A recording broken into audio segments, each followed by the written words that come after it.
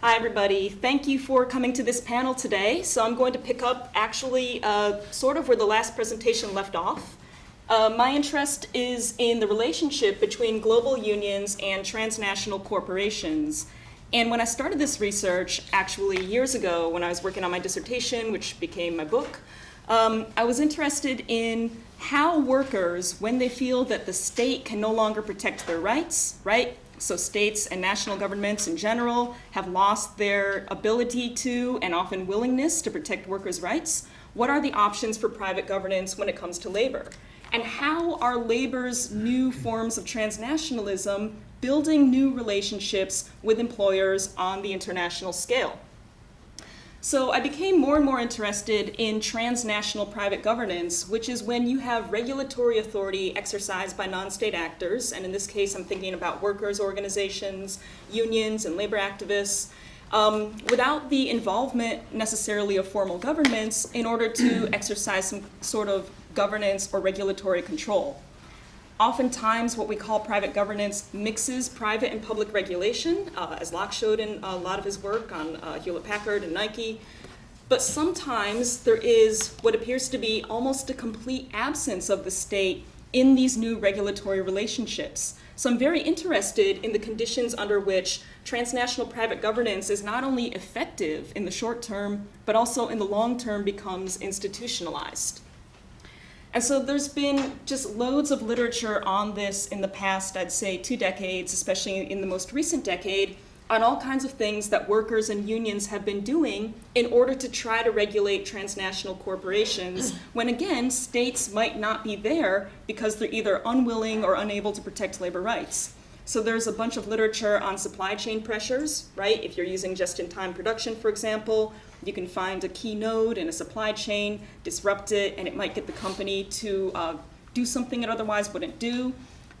Since the disaster at Rana Plaza, there have been a lot of studies of the Bangladesh Accord and its effectiveness and its limitations. There's now this enormous literature on the global framework agreements, some of which are known to be much less effective than workers had hoped. Sometimes they're drawn up by union bureaucrats, and it's not clear to workers in various countries that on whose behalf they were negotiated that these are actually going to be effective. And then there's a whole bunch of literature now on transnational labor campaigns, which involve workers or maybe workers' organizations like unions from at least 2 different countries collaborating on a campaign to get a company to change their working conditions or improve wages or otherwise protect labor rights. So we know a lot about what labor has been doing in terms of attempts at private governance, and we know a lot now more about what used to be called the new labor transnationalism. Because we know this, we also know that there are great limits to what labor can accomplish when it comes to trying to negotiate with corporations on the international scale. And in fact, a lot of the hype and a lot of the excitement about labor transnationalism, I mean, it goes back to, early, last century, the century before that, the 1970s, there was a big push for global agreements with multinationals. And again, in the past, I'd say 10, 15 years, we've seen another renewed interest in labor's transnational activism. Of course, the more we know it doesn't work. And in the last presentation, we talked about the limits of some GFAs. We've talked about limits on how campaigns might be short-lived. Maybe they only affect a small subset of the workers employed by a corporation. And then if you expand that to say, well, what about the whole supply chain? Rarely are you addressing issues vertically all the way down the supply chain. Sometimes wins are ephemeral, and those companies or managers commit labor rights violations into the future anyway. So that's all well and good, but I'm interested in cases in which labor transnationalism over time has a cumulative effect. And one thing that we haven't done yet enough as scholars is look at these processes over time. So often in our papers, the unit of analysis is one campaign or a comparison of some campaigns or one GFA or a handful or maybe one industry or the garment industry. What is the cumulative effect of the new labor transnationalism over time, and can it translate into a new form of transnational private governance? So in the paper, I argue that institutionalized transnational private governance is not the same thing as just having a GFA. So you can have a framework agreement, and it might fit this definition, it might not, but it goes beyond campaigns, it goes beyond sort of one-shot efforts to get a corporation to behave, because what this is basically a new relationship between often a global union and a transnational corporation that is enduring, long-term, and reliable. So reliable that campaigns become unnecessary. So the global union would be able to pick up the phone with a corporation and say, look, you're violating workers' rights in Pakistan again. Can you please resolve this dispute? And it sounds really far-fetched and really pie in the sky, but when I was doing some field work in Geneva, I got some interesting information, and I thought, well, these are weird, interesting empirical examples, and let's see what's actually happening on the ground. So before I get to that, before I get to the examples, I want to say that this is a working paper right now, and hopefully my second book project. And the working hypothesis I have is that you get this type of institutionalized transnational private governance, this really strong, solid, reliable relationship between the corporation and the global union, the good one that works, as opposed to the sort of top-down agreements like global framework agreements that are not as effective. You get the effective type only when it emerges out of the context of struggle. So if you have years or even decades of campaigning and constant conflict, and workers, even if they don't win all of these conflicts, if you're coming out of a history of struggle, and the corporation has a historical memory of how expensive and time-consuming and tedious it is to be fighting off these campaigns every few years, you're ultimately going to get a type of relationship that's way more sustainable, right? That power consolidates over time, the company and the union or the global union reach a stalemate, and you get these institutionalized relationships of private governance. Where you don't get it is when you just have, say, union bureaucrats and CEOs top-down drawing up the language of a framework agreement. That's going to be very empty, very hollow, and maybe not protect workers in the way that the language of the agreement says it's going to. Okay, so my hypothesis is that TNCs are going to learn from continuous conflict with unions and labor activists that it's actually just more efficient to recognize the global union on a permanent basis, on the global scale, than it is to endure seemingly endless campaigns. So that brings me to the IUF. A couple years ago, when I was finishing up my book, I was going to do some interviews with the global unions in Geneva. So I flew down there, and I had a chat with with BWI, with Industrial. UNI didn't want to talk to me. And then the IUF was very interesting, because I kept asking them about campaigns, and Ron Oswald, who's general secretary, kept telling me, you don't understand, we don't campaign against that company anymore. We don't really campaign against Nestle anymore. We don't really campaign against Unilever anymore. And he kept getting, well, I said, well, I'm writing a book on campaigns. What do you mean?